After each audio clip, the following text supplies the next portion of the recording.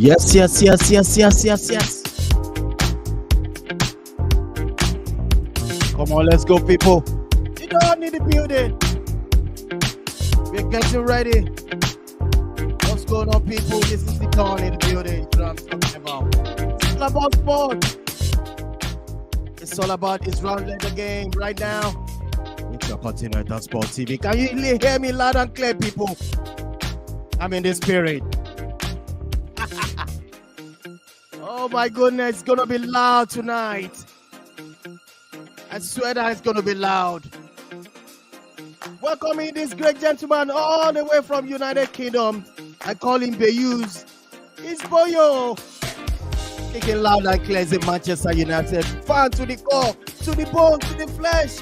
He's drinking Manchester United. I swear down. It's ready. It's fuming. All right. Okay, it's also standing in by. Yes, people, smash the like on the video. This is how we roll on this station. This is how we roll on this channel. You can see me with my bones. That means I don't care. Yes. Now, come on, people, smash the like on the video. Shaya is here. Robin's also here. Thanking Diggy back all the way from Nigeria. Shaya is also ready. But let me first of all welcome this great gentleman. Bayo, can you hear me? I call him Boyo. You're live. What's up, bro? Good, man. Thanks for having me here, bro.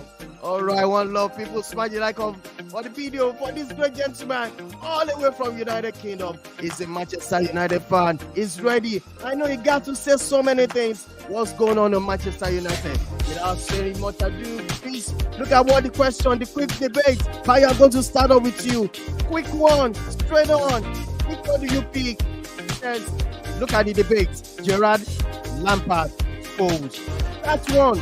Bench one. And also say one. What's your thought? Tell me, Bayo. You are welcome, live and direct. Talk to me. Okay, I'll sell Steven Gerrard. Whoa. Yes. Straight up. I'm a Man United fan. There's no way I'm keeping Gerrard. No way. So I'm selling Gerrard. Bench Lampard. Of course, I'm starting my man, Paul Scholes. Paul Scholes is going to start. That's Boyo. Straight up. He's telling us he's going to start. Scholes, no doubt about it. And also, this great gentleman will be on the bench. I'm talking about Gerrard. Also said, get out of here. Get out of here. Gerrard, get out. All right. Okay, go for it. That's a quick debate. Straight on. Quickly, I think I'll speak from the manager's perspective, right? I'll sell. Honestly, yes. I'll speak from the manager's perspective and consider, money, finances, value, and all that. So I think I'll sell the most valuable player, right? And to me, the most valuable player is Paul Scholes, right? Paul Scholes will get me a lot of money. I can sell Paul Scholes to Madrid. I can sell Paul Scholes to Barcelona for, like 60 million pounds at least. Paul Scholes in today's market should be worth 120 million pounds. So if I'm not going to start Paul Scholes, and if Paul Scholes is not going to play at least 30 games for me in a season, why do I want Paul Scholes in my team, or why do I want him on the bench, right? So I would sell Paul Scholes, and on the bench, I will keep Gerrard on the bench, and I'll start Frank Lampard. Why? Because for me, Lampard adds more compared to Gerrard, right? Especially those goals. Those goals are very, very crucial for the midfielder for me. So I'll start Lampard, bench Gerrard, sell Paul Scholes. Oh my goodness, people, smash a like on the video for this man. He's filming. He says, "Let's get out of here." Come on, let's go. Let me welcome this great gentleman. Kunle, can you hear me loud and clear? All the way from that great city, Lagos State. Oshodi, to be precise. Talk to me, Kunle. Quick debate. It's all about Gerrard. It's all about Lampard. It's all about Paul Scholes. Great legend of their clubs, respectively. Which one will you start? Which one will you bench? Which one will you go to get out of here? Kunle, go for it, bro. Good evening, The Dawn. Good evening to Okwe and Bayo and to everyone watching us. Well, it's a tough one, and I know The Dawn you'll be disappointed, but I think I would go in the line of Okwe, because boss, you are the one that causes all these things. Because you'll be bringing something that you know that is difficult to. But if I will, so don't fight me. I'm going to start Frank Lampard.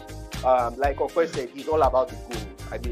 I mean, I can't think of any midfield midfielder like Frank Lampard. Because I mean, when you look at the volume of goals, like he's a central midfielder. Like a central midfielder is the highest goal scorer of a football club. I don't think it is anywhere. I'm trying to find a club where they have something like that. So I mean, none of them come close because those goals give him the edge above every other person. Then, sorry, but I will bench Steven Gerrard. Well, because Steven Gerrard was a phenomenal player for Liverpool, and he was kind of this all-rounded player. Apart from apart from attacking, Gerrard was also good defensively. He was like literally the one holding the Liverpool team all those years.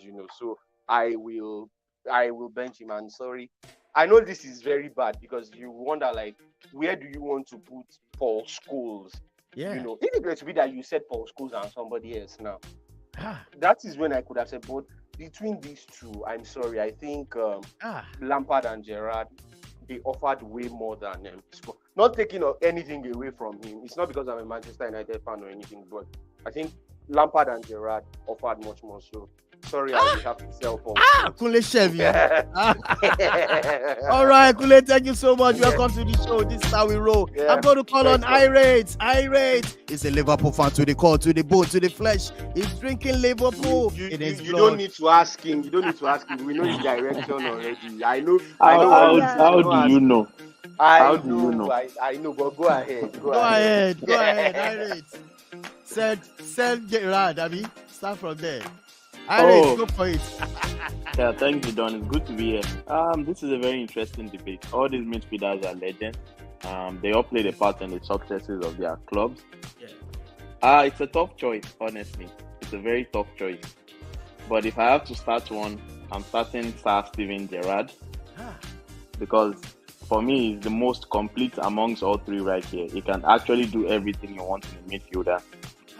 And what else? He's a great leader, big man for the big occasion.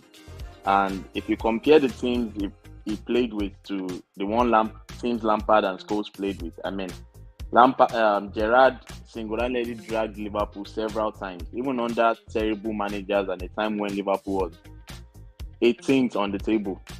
So Steven Gerrard for me is the one you can call upon when other players are down in tools. Is the general. So I have to start Steven Gerrard.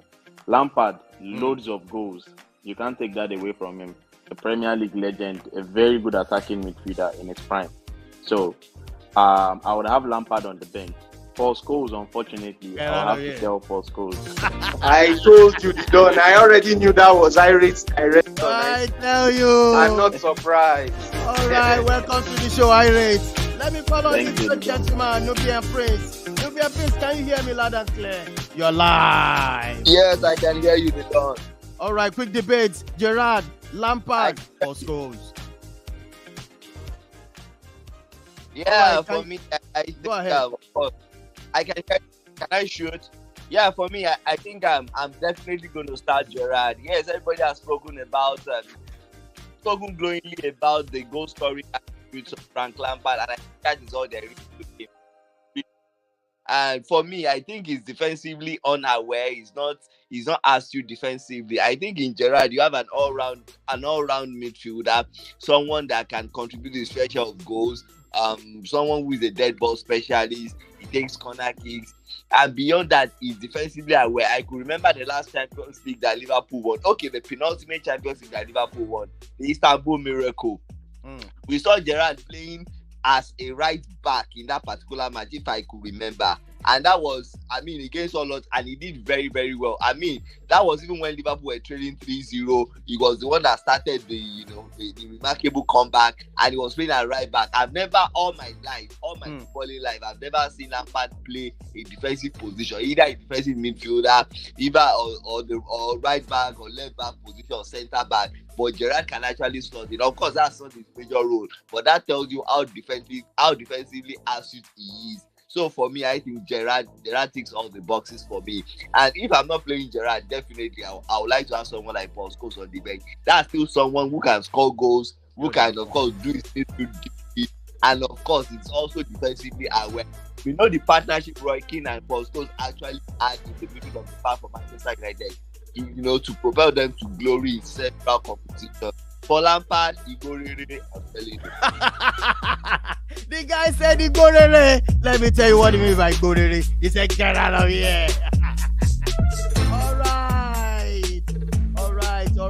Robbie, the building. Robbie, talk to me.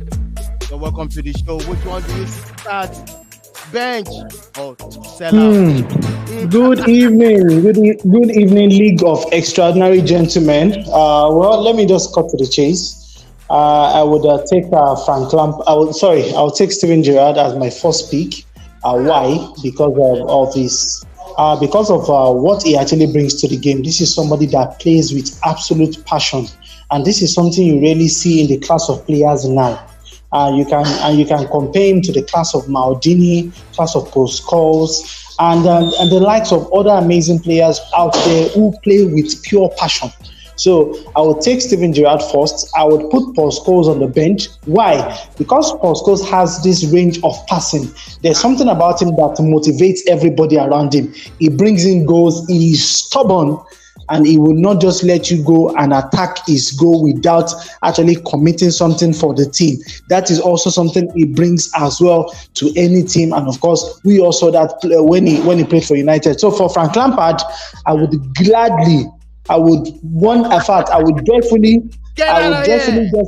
gift him to Shooting Stars Football Club of Ibadan. You're welcome. That guy is a bad guy. All right. Last man standing. I'm going to bring it on. Sheye Omidi, all right. Sheye, talk to me. I know you're going to start Lampard. Talk to me. You're live. Sheye, can you hear me? Loud and clear. Good evening, Don. Good evening, everyone. Well, sorry to disappoint you, but I won't start Lampard. I'll actually start Steven Gerrard. I think the guys have more or less spoken well. I feel it was the more complete player amongst all three. So I will start Steven Gerrard. I will bench Frank Lampard, and I will sell Scholes without thinking twice. Yeah. That's the problem. Sorry, but guys, is it that I know this is a tough pick, but I'm sorry, but I mean Frank Lampard. I mean, do we need to maybe like refresh the fact that Frank Lampard is Chelsea's all-time bros. That thing actually hold on to your perspective and leave every other person with their own. Don't come and start selling one candidate to us or the other. Leave everybody with their choices. Thank you, sir. I am not selling candidates. I'm just like maybe no. I want to, because people are just like, it's just for the goals. But Lampard wasn't just scoring. I mean, that's why I said it at the start, that I'm trying to find out, even if it's a smaller club. I don't think in a smaller club, you get like maybe lower division club, a midfielder is the all-time top scorer. So I feel that alone makes Lampard a very, very unique player of his kind, because you don't see midfielders, a central midfielder being a top scorer of a club. It's absurd. So, but for it to happen, I mean, that's how I see it, Jack. So. All right, welcome everybody onto this show. We want to start straight up with review of the Champions League and also the Europa. Straight on, no doubt about it. That's one of the topic we're going to look at. I'm trying to. First of all, we're going to talk about the Champions League review, which 2 teams, or let me say 4 teams, were into the semi-finals. We have AC Milan versus Inter Milan. I'm going to start off with you. Welcoming Bayo into our presence all the way from UK. Is joining us, a Manchester United fan. And Bayo, I'm going to welcome you with this. Did you watch the match? Inter AC Milan. I didn't see the game, but I saw the highlights. So okay. What about Okwe? Did you watch it? Yeah, I did. I watched the game. I watched the game fully. All right. Can you quickly give us a review? You know, Inter going in there, it's a away match to Inter, and they won 2-0. What's your thought? Yeah, so I think Inter just went in with a clear game plan, which was to ambush AC Milan from the onset, because that's exactly what it was. There's no better word to describe those first 2 goals and those opening 20 minutes of the game. It was a straight ambush. It could have been more than a 2-0 victory to Internazionale, but you know what? That's why AC Milan have a quality keeper in Mike Maignan. Although he was caught off guard in the opening 20 minutes, it was a great game from Inter. Great tactical setup from Inzaghi himself, because after those 2 goals, you could then see how deep the 3 centre backs were. I'm talking about Matteo Damian, Acerbi, and Bastoni.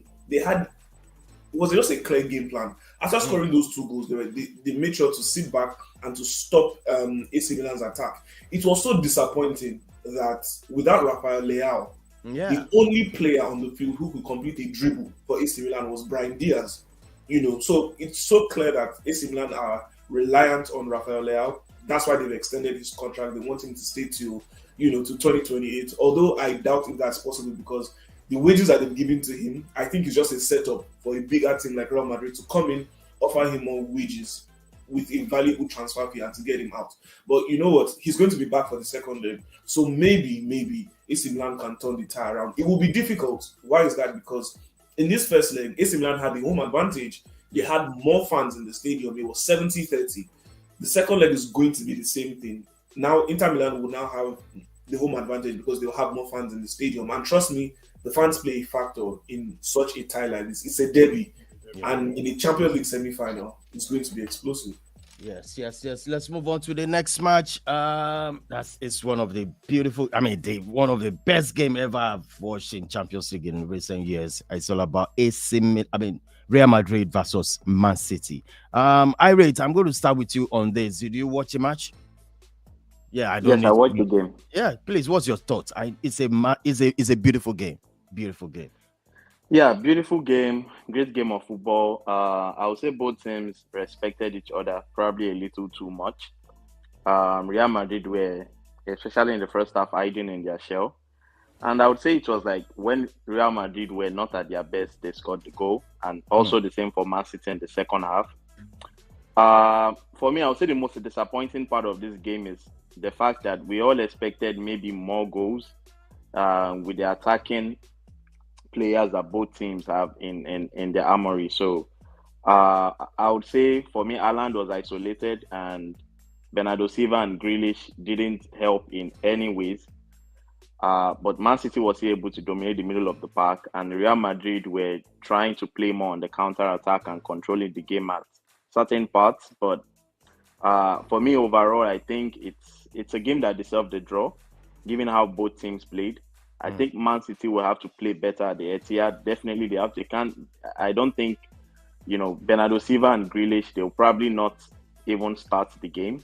If I'm honest, maybe Foden has to come in because Camavinga is a makeshift left back. Carvajal also was getting a lot of joy marking Grealish. They couldn't complete any one-on-ones. They couldn't take on the defenders, and it was just a very easy task for Rudiger to focus on Haaland. So it's a game that's still finally poised. I think next week for me, Guardiola has called it the final, and I agree with him.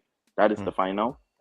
And Carlo Ancelotti has big decisions to make. If Militao comes back into the game and he does a bad job on Haaland, everyone is going to call it a bad decision. So he has that decision to make, whether he's going to drop Rudiger, who was very good against Haaland, for next week's game. But overall, I think Man City will live up to the occasion. I still expect them to qualify. But this was a game of that for me. It wasn't really. It didn't really light up the occasion like we expected. All right. Kunle, if you look at that match, do you think second leg Real Madrid can come out triumph in the second leg, going to Etihad? Kunle? Oh, absolutely. The game is evenly balanced, and what we saw from the first leg, like much of what I read just mentioned, all of this clearly shows that when it comes to a game like that in the Champions League, you see, I think it's something I said previously. League form doesn't matter. Okay, so like now, whatever those two teams will play this weekend won't have any bearing, because that game is a different game.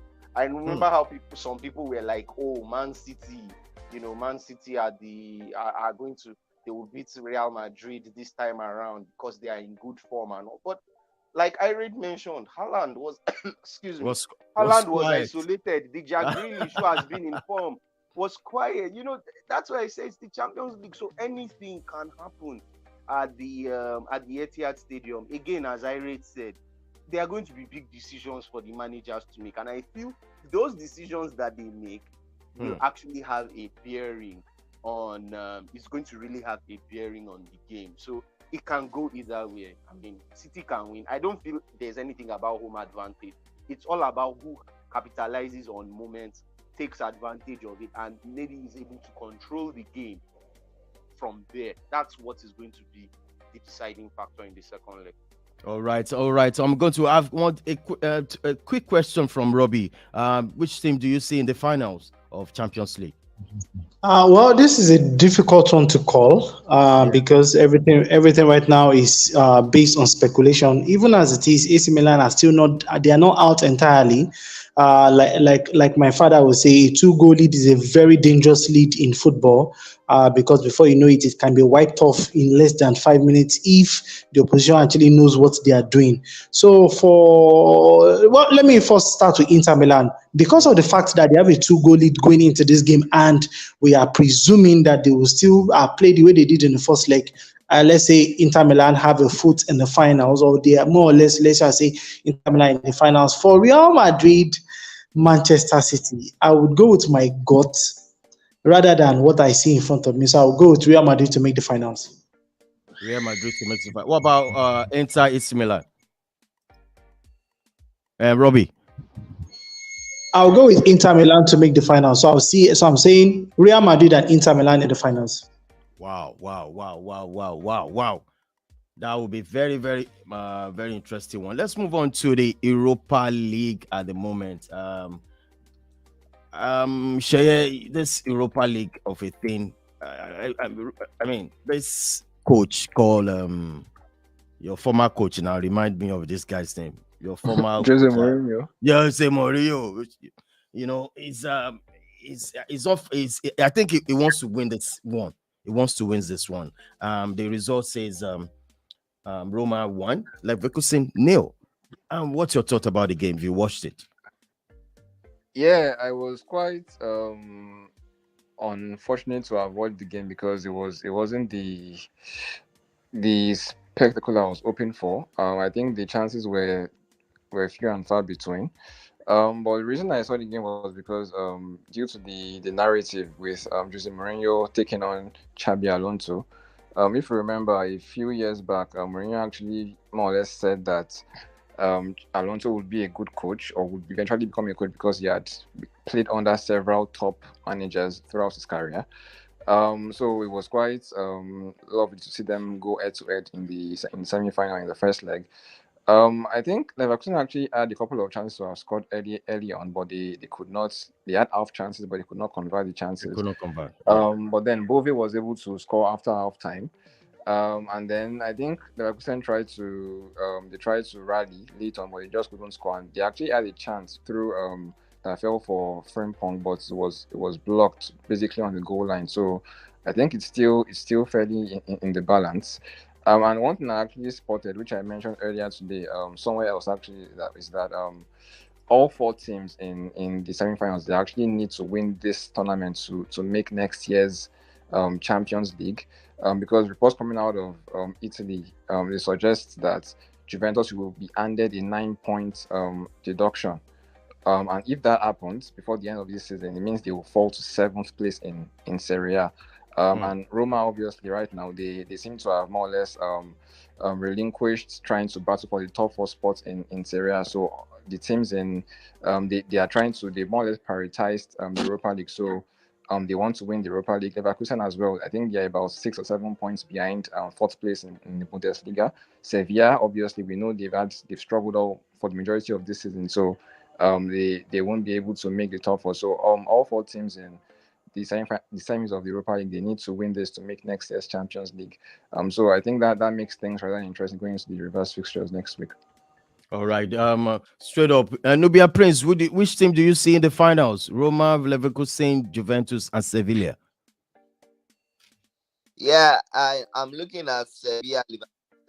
I'm saying Sevilla Leverkusen. Really? Yeah, Sevilla. When it comes to Sevilla are actually the Real Madrid of the Europa Of this League. Europa League, that's true.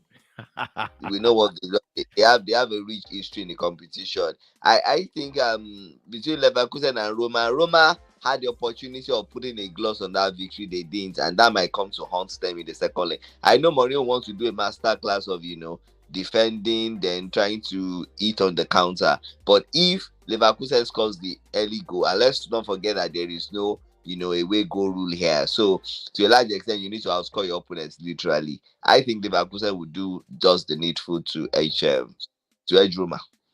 Oh, okay. I'm sure Sheye has a contrary opinion to that. Sheye wants Sheye wants all Italian teams in the Champions League, Europa League, and Conference League. Oh, he wants a clean sweep for the Serie A, and it's never going to happen. All right. All right, guys. It is what it is. I'm going to start off. I want to pull up something on the screen so that we can move on to the EPL, which is coming up this weekend. Straight up, guys. Leeds United on Saturday will be welcoming Newcastle, and also Aston Villa. We also be welcoming Spurs, and Nottingham Forest is going straight to the bridge, having the mindset that they're going to break the bridge at the moment, but I think Chelsea will not take it easy. Also, another match, same time tomorrow, is going to be Bournemouth. We'll be traveling all the way to Crystal Palace, and Manchester United will be welcoming Wolves, which I'm going to invite Boyo. Bayo, what do you think about this game, going to this game? Considering the fact that Manchester United lately have been struggling with 1 point, Liverpool behind us with a game in hand, but I still think the game is still in our hands. What's your thought into this game, Bayo, as a Manchester United fan? Go for it, bro. For one, I'm just glad we are home, bro. Yeah. Just glad we are home. Because once United are home, it's like a 90% win. As long as we play without a striker, I still feel we're going to win because our strikers are practically useless. Lagos, Marshall, not productive. It's like they don't even know where the goal is. We need proper strikers in that club. Seriously, we need help in Manchester United in the striking department. But if we could get Rashford back to scoring, and I think you heard about Chelsea will help Man U. Help us do what? Chelsea will help Man U. Now they give you Yao Felix. Yeah. No, don't worry, thank you. We have more problems as it is. I tell you. But Bayo, look at the fact that right now Rashford is struggling, and I heard about his injury. He might not be able to make it into this game. If you look at our score right now, I think the only problem we can ascertain is it goalkeeper or the striker. I think it's the striker. Although the gear is a big problem, but the gear doesn't always fail us at times. Sometimes it surprises us with his saves and everything. The gear has won us lots of games this season, to be fair. Plus, he has a highest clean sheet. Let's not take that away from him.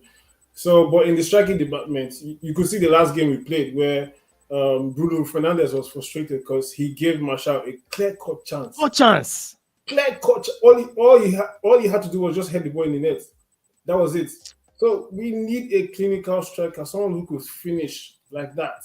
And if you have that, you won't even see the flaws of the game. Trust me. Yeah. If you have a good striker, you won't see the flaws. Yeah, of the absolutely. Plus, Garnacho is back. I mean, he could be useful. He could be useful tomorrow if Rashford is not playing. But then again, that means we still have to start either Marshall or Weghorst. And my brother, that's where our problem is. All right.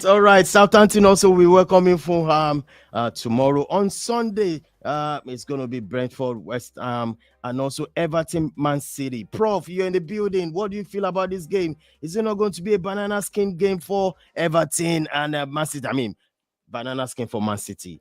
What do you think? What's your thoughts, Prof? Good evening, everybody. I don't think it's going to be a very, very easy game for Man City, as a lot of people think. I think Everton coming back from that game against the very strong Brighton side, and putting in such an incredible performance. They sat back. They were very dogged. Defended with their lives and then hit Brighton on the break. I think they're obviously fighting for their lives, and so Man City, who we expect might rest some of their players, will be going there, and it's not going to be an easy game at all. I mean, City are still favourites because they're still fighting for the title. They want to win everything, but it's going to be a very, very difficult. I predict it might be a difficult game. I mean, City can go there and they can blow them away as they usually do, but I don't see that happening, to be honest, because I think everything will be full of confidence coming into that game, and then they have one of the most very impressive fan base. Their stadium is very, very can be intimidating, at the Everton Stadium. So I think it's going to be very, very tight. But I think City might just edge it. If they can use all their main players. I don't expect Pep to look too much into the Madrid game, because yes, he shouldn't get too carried away, which I think he wouldn't by the Madrid game. So he shouldn't rest that much players. I think Haaland should start this game, for them to have better chances of winning it. Yeah. All right. Before I talk about, because we're going to look at the look up for the match between Arsenal versus Brighton, but on Monday, Leicester City will be welcoming Liverpool, who has been in great form at the moment, chasing Manchester United on that top four. Irate, what do you think about this going to this game? Leicester City welcoming Liverpool on Monday. Yeah, it's a big game, big game, especially for Leicester City. It's a game that could have effects on both sides of the table, relegation and top four. Leicester City are fighting for their lives. They are at home, so I expect their fans to turn up and make the ground intimidating for Liverpool. But one thing that I feel confident of as a Liverpool fan is when we're on this sort of run, especially towards the end of the season, we always tend to pick up those points. Always, since when Jurgen Klopp arrived towards the end of the season, the last 10 games. So I think with what we have, especially up front with the players, Salah firing, he scored 30 goals again this season. Nunes, Gakpo, Jota, I think we have more than enough to get over the line and get that win against Leicester. And also, more importantly, puts pressure on Man United and Newcastle for the top four. So I see a win in that game. Might be a close one, probably a 2-1 or a 3-2, but I see Liverpool just edging it out over Leicester City. All right, let's talk about this game. This game is going to be massive. I swear that it's going to be massive. It's all about Arsenal welcoming Brighton over the weekend. Straight to 8 up. This is going to be a massive game for Arsenal at this moment. And are you confident going to this game? Before I'm going to also ask, I think he is also joining us. We're going to look at the tactical analysis and for you guys to talk about how you're feeling going to this game. Are you confident enough? Okay. As a fan, I don't care. I really don't care. I'll be honest with you. For me, I switched off since the 2-2 draw against West Ham. So as a fan, I really don't care. But I mean, as an analyst, if you look at it on paper, you do expect Arsenal to win. Arsenal has better form. It looks like on the pitch that Arsenal have something to fight for. That's what you've seen in the last 2 games, right? And but then again, Brighton were wounded at home to Everton. And I think that's because Brighton were overconfident. I see it as overconfidence because even after the first goal, De Zerbi did not find another alternative to stop the goals from coming in. That's just the truth. He's kept allowing his team to play the same type of way. Meanwhile, Everton kept finding the loopholes. Simply what Everton did was to sit down, give a low block, hit them on the counter attack. And those Everton attackers were up to it that day. Look at Iwobi. Look at Idrissa Ganageye. He looks like a totally different player under Sean Dyche. That is the type of player that Sean Dyche absolutely loves. Look at those quality finishes from Dwight McNeil. So I'm not saying that Everton did not deserve the win. I'm saying if Brighton and their coach went into the game with a bit more respect for the opponents, it would have been a totally different outcome. Now, still talking about De Zerbi, the press conference before this game, De Zerbi has said that rather the post-match conference after the Everton game, he did say that we would witness the best Brighton side against this game against Arsenal. And I think that is still oozing overconfidence. How would you say something like that when you know you are going to face arguably one of the best teams in the league so far this season? So but definitely he does believe in his players. If Brighton's full team was available, maybe I would say there's a chance of them winning the game. But then I'm taking a look at it. Joe Veltman, I don't think he's going to be back for the Arsenal game, which means that you will still have Caicedo playing right back and not in his usual position. McAllister as well will be probably playing a deeper position for Brighton. So in that case, it doesn't look good for them. Number one, why? Because of the Arsenal attackers. So whether it's Trossard, whether it's Martinelli, Caicedo would find it difficult to stop whoever it is. Caicedo was cooked at the Emirates earlier this season. Yeah. Let's make that clear already. So obviously his best position is not at right back. Number two, there is no Enisco. Enisco might not play as well. Thankfully, Danny Welbeck is back, right? So, but in the middle of the pack as well, Pascal Gross, Solly March, they have not been in the best vein of form. So Brighton need to find a way to get ticking again to make this game work. The ball is in Arsenal's courts. It's up to them if they really want to chase Man City down. So let's see how it goes. All right, I'm going to also welcome Ayes into our midst right now. Look at the lineup for Arsenal. Ayes, are you confident with this team? I think Zinchenko is injured. I think Zinchenko and Saliba are out for the rest of the season. For the season, okay. So it's up to Tierney. All right, Ayes, welcome to the show. Please, what kind of players do we want to see? Yeah, it's good to be on the show, man. All right, you're welcome. Well, I'm not going to start on the front. I'm not going to start on the front or the way Okwe came in saying he's not confident as a fan, as a football analyst. For me, as an Arsenal fan, every day, I would throw this at Okwe because he's a shaky Arsenal fan. When things are going well, you see him, and when things are going bad, you just see him. He goes into hiding. But we're here for Arsenal fans, any day, anytime. Whether in the rain or in the sun, we support the Arsenal.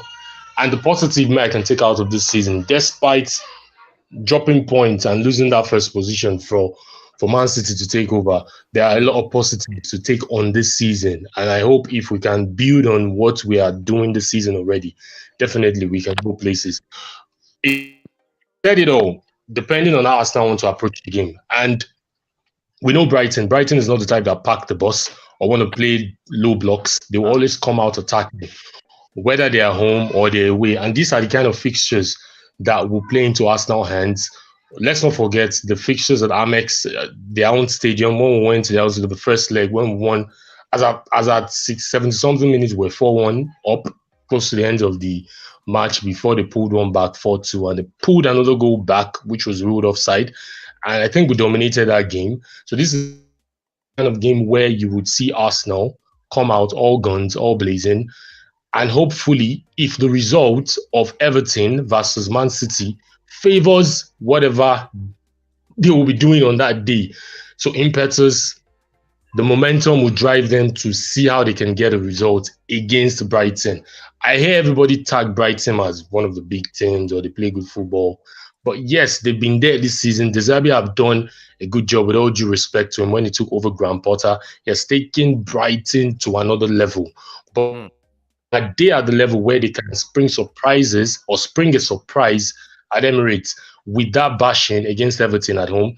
I feel it's going to be difficult for them, because I know De Zerbi, he would not want to change his tactics. He would not want to change his tactics for anything. He would want to stick to what he knows, which is attacking. And Arsenal, the Arsenal I saw against Newcastle, that is reactive to whatever the opponent is bringing. I hope that is what Arteta will do on Sunday.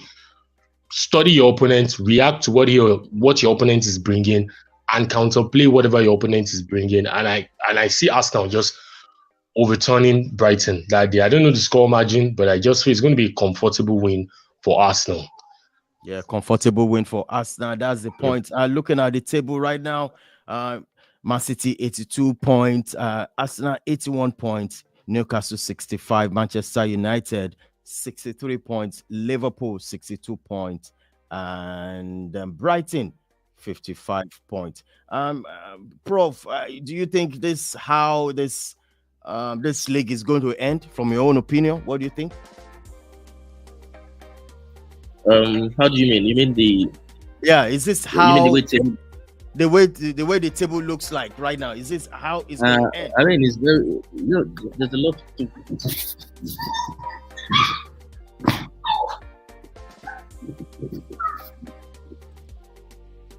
Can you hear me? I think I lost him there. I lost Prof there. Okay, Robbie, do you think this how the league is going to end? I mean, Man City won. Number first. Robbie, can you hear me? Yes, I can hear you. Yes, I can hear you. Yeah, I'm saying, is this how the league is going to end? I think Manchester City and Arsenal in first and second position is as confirmed for me. Yes, I'm so sure he used to come and tell us that the title is not yet over. No problem about that. But I think those two teams have that position locked up. For Newcastle, I think it's still shaky for United. I am not sure United can hold on to fourth spot because as I see it, I see Liverpool coming for that position. So for United, nothing is sure, nothing is confirmed until the end of the season. So for that position, I think Liverpool might take fourth spot, and Newcastle might be able to hold on to third position. So for United, maybe United will play Europa football at the end of this season. All right. God forbid bad thing. God forbid bad thing. God forbid. Robbie, leave me alone. All right, Prof, you're welcome back. Please talk about this relegation battle. What do you think who do you think is going to be relegated at this moment? Yeah, I'm sorry. I mean, now the top four battle you're talking about, I still think is between Man United and Liverpool to get into that top four. So, Man, they have to be very careful. I mean, I still see them being favorites, winning all their games, Man United, and those were pushing Liverpool out of the top four. But if they drop any more points, then Liverpool would smell blood, and they would take, because Liverpool right now, I think they are beginning to get themselves together. They are most likely to win all their games. So Man United have to match them. For the relegation battle, I actually tipped Everton to go down before that performance that they were to pull up at Brighton at the Amex. Yeah. It was incredible. So now you look at Everton and say they're in a good position. If they get one more win, they should be in a poor position to escape relegation. So I think he might finish this way. To be honest, I think Leicester City are in serious precarious situation. So if I'm going to make a prediction now, I think it will finish just like this: Southampton, Leeds, and Leicester. I don't think Everton will go back into that. All right. Before we wrap up the show, let's quickly go for I'm going to present this. This is what we're going to discuss right now, and I'm going to start with you, Kunle. Kunle, what is actually going on in Manchester United right now? Please help us. What is going on? Who is selling this thing? Who is buying? Who is not buying? Please. See, honestly, I don't even know the direction the club wants to go anymore. I don't know, because this is something many had thought that was going to be wrapped up.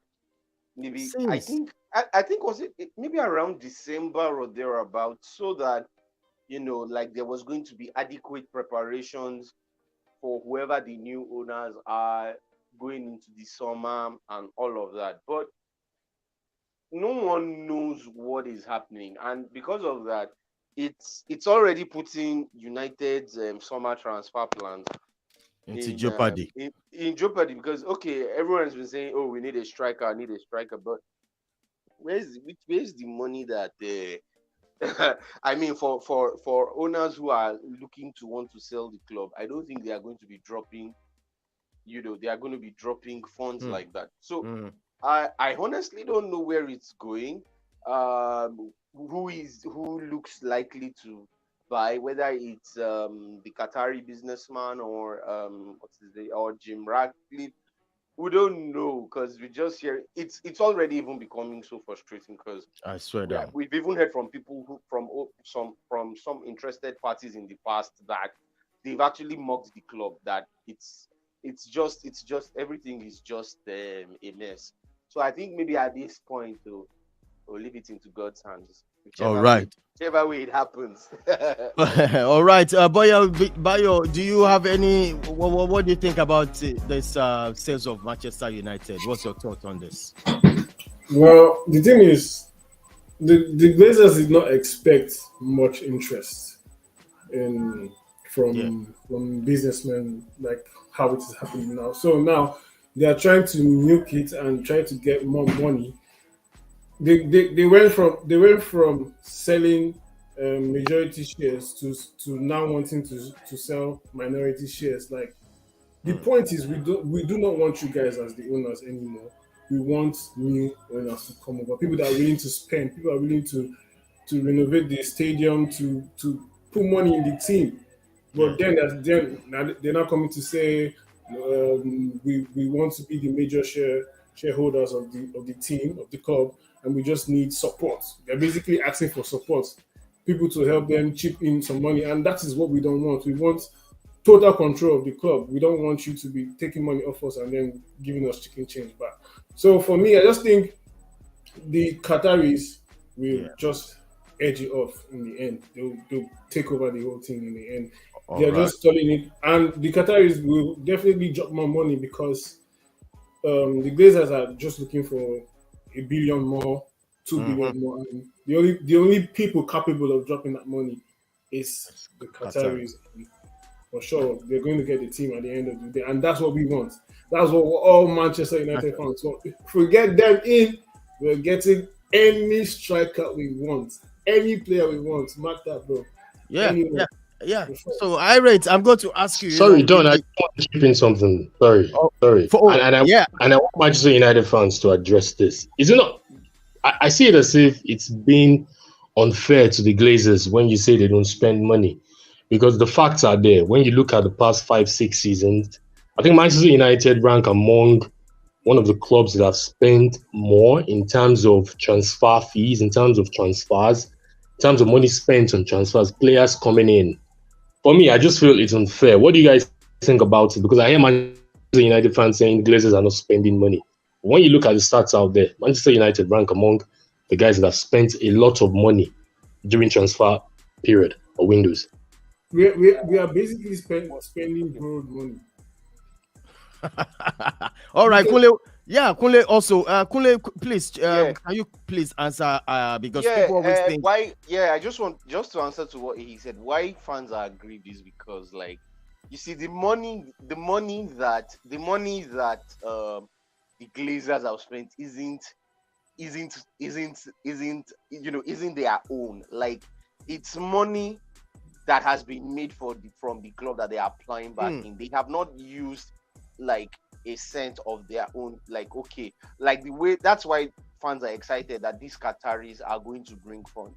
Because if you look at how the Glazers bought the club, they used a loan to get the club, used the club as collateral, and so I think that's what is making the fans angry. Like, yes, we might have spent, but then when you look at when you find out that most of the players didn't turn out to be what brought stability to the club and sustained success, it makes them angry. Even though you can say, well, that's not the fault of the Glazers. Maybe some of those players were actually they were good players. They were they were quality players, some of them, but because of things in the dressing room and all, they didn't make it work out as fans would have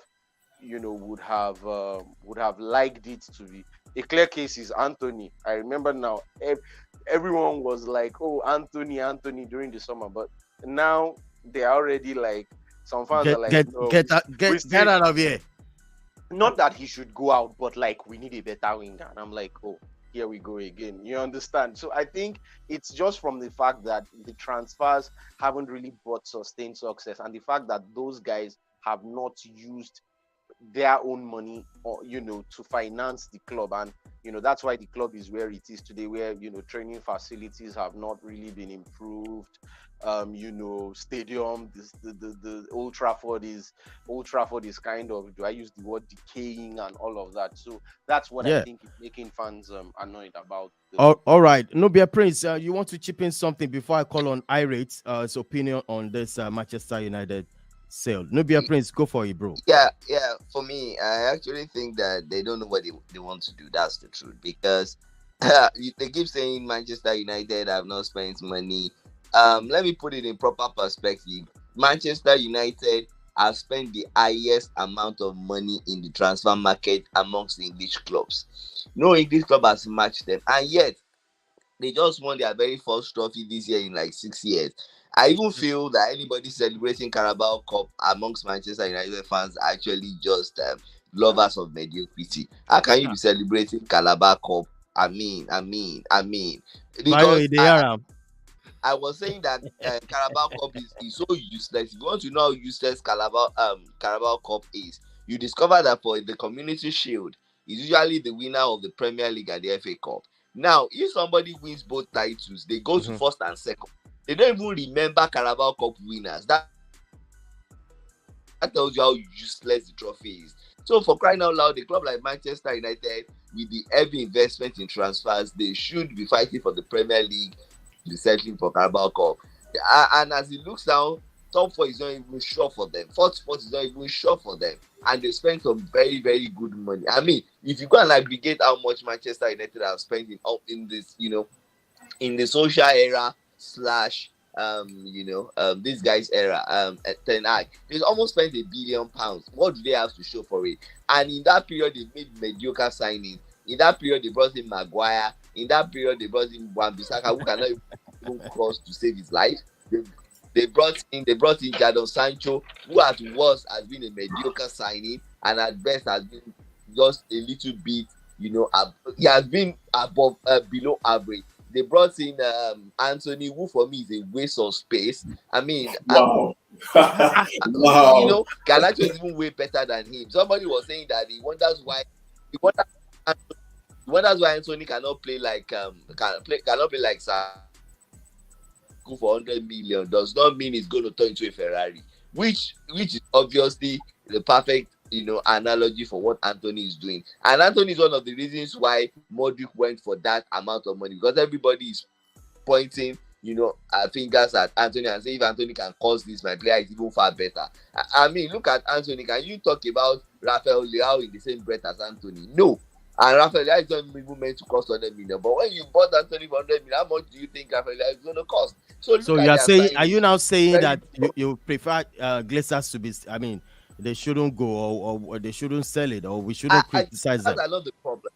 Glazers are not the problem, because it's obvious that spending money is not the problem of Manchester United. They might have other problems, but definitely it's not that of expenditure. It's not that of revenue, because they have money to spend and they've been spending it lavishly. Wow. I feel we should put respect to. Sorry, Don. We should put respect to. I understand Nubia Prince's assertion, but I just feel the level of competition has doubled up. So every trophy counts. Even if you win a Carabao Cup, is a title. A few years ago down the line, the special one that we all celebrate tagged it as one of the when he won a treble. He tagged it as one of the trophies that he won. The competition has doubled up. So if a manager in his first season in English football wins Carabao Cup, I think it's something you need to clap for him and encourage him.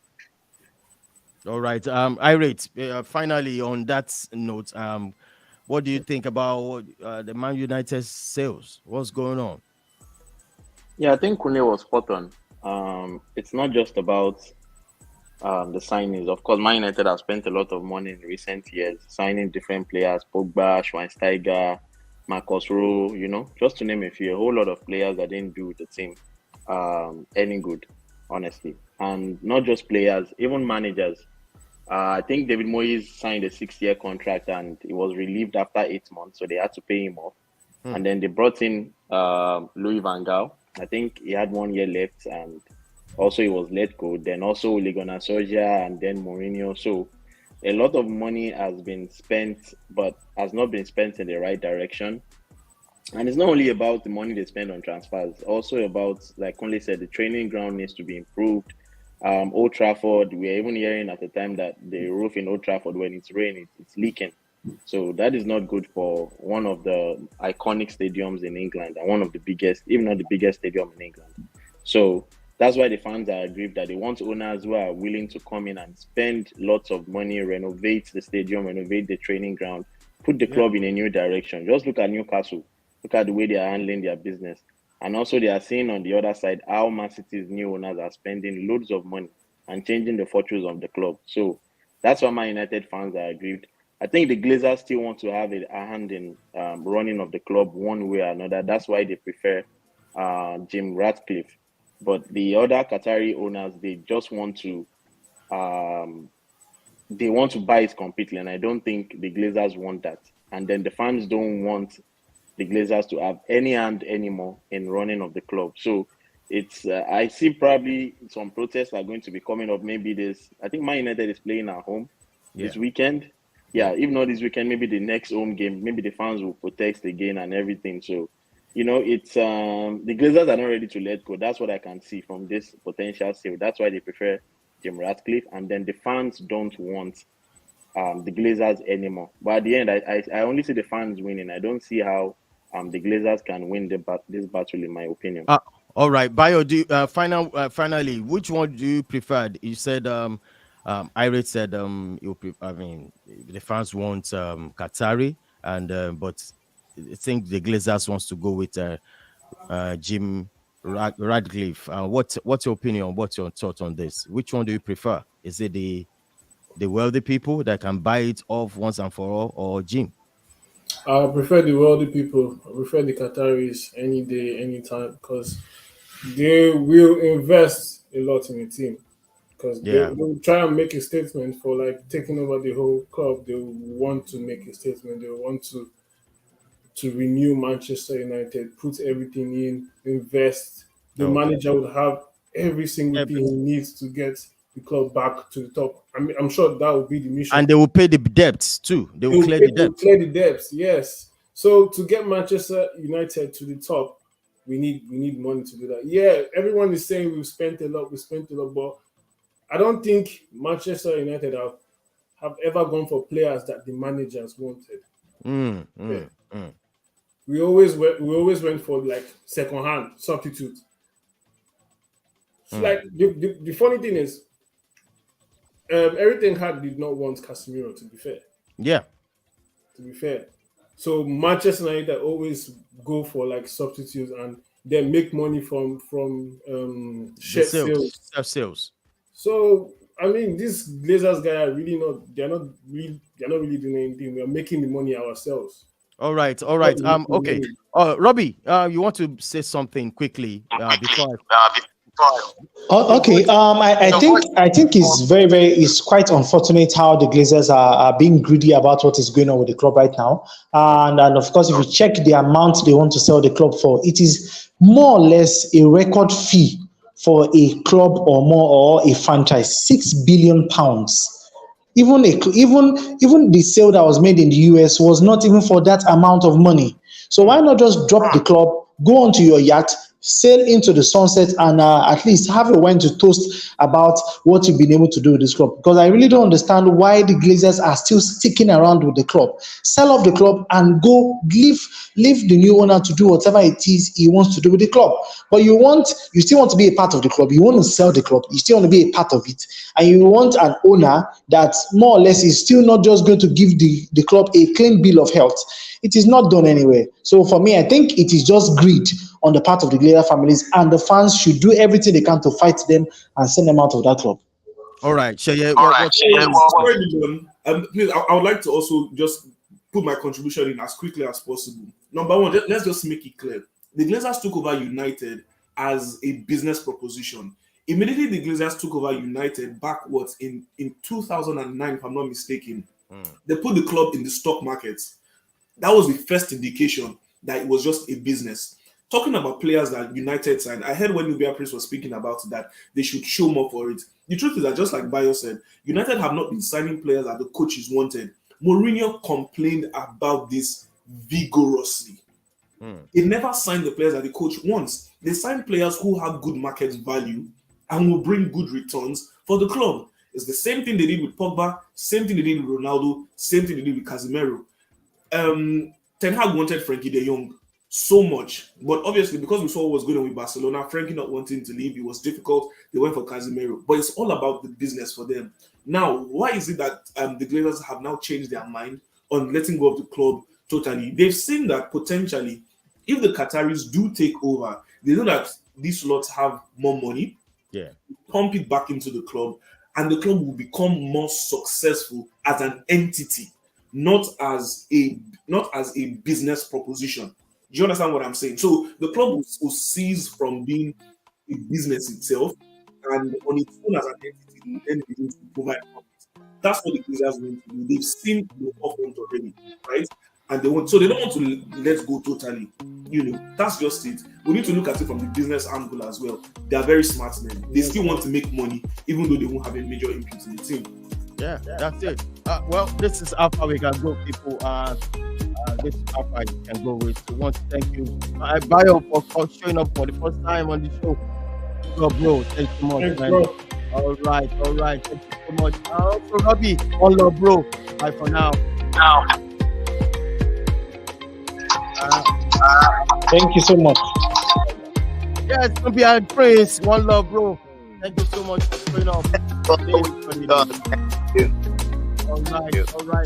Nubia Prince, Iris, thank you so much. One love, bro. Anytime, anything, man. Thanks for having me, John. It's a pleasure. All right. Please, one love, bro. Appreciate you for joining us on this show. Big up, bro. Yeah. All right, Kule. Yes, boss. All right, thank you so much. Yes. Finally, which one do you prefer? Thanks Is a it lot. Qataris or which one do you prefer? Qataris or Japan? Oh, definitely. I mean, the Qataris. We want the Qataris. We want the oil money. We want oil. We want the oil. Bad guy. Thank you so much for joining us on this show. Yes, boss. Thanks a lot. All right, what you like on this video? This is Intercontinental Sport TV. Yes, this is how we roll. This is how we do it. This is how far we can go tonight. This magic like once again. It is what it is. All right, on Monday we always have our sports review. So the same time and on Friday we have a show like this. So coming up, anything on this station, and this is how we roll. If you have any comments, drop the comment where you want us to actually. Right, I think I have. Hey, what's going on? You okay? All right. I had internet issues. All right, thank you so much. It is what it is. Love, bro. All right. Smash the like on the video. It's the Alpha. It's time. You can go. You call me the Don. Bye for now.